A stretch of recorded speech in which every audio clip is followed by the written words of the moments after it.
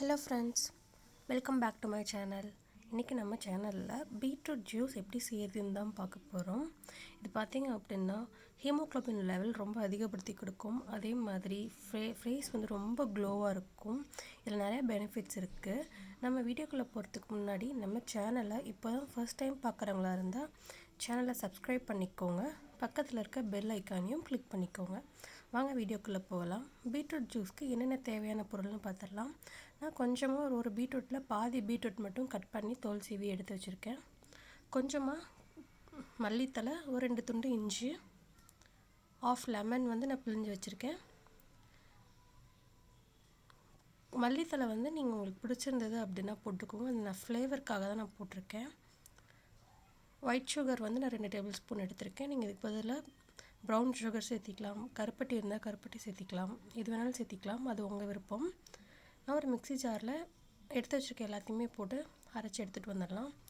Beetroot, மல்லித்தலை, இஞ்சி துண்டு, சர்க்கரை, லைம் ஜூஸ் எல்லாத்தையுமே நம்ம இதை ஆட் பண்ணி ஒரு டம்ளர் அளவுக்கு நான் தண்ணி இதில் சேர்த்திக்க போகிறேன். ஒரு கிளாஸ் வந்து நான் சேர்த்திக்க போகிறேன். ஏன்னா நான் மட்டும் குடிக்க போகிறேன்றதுனால ஒரு கிளாஸ் சேர்த்திக்க போகிறேன். இப்போ 2 பேர் 3 பேர் குடிக்கிற மாதிரி இருந்தால் அதுக்கு தகுந்த மாதிரி நீங்கள் பீட்ரூட் மெஷர்மெண்ட் நீங்கள் கட் பண்ணிக்கோங்க. இப்போ நான் சொல்கிறது இதுக்கு கரெக்டாக இருக்கும்.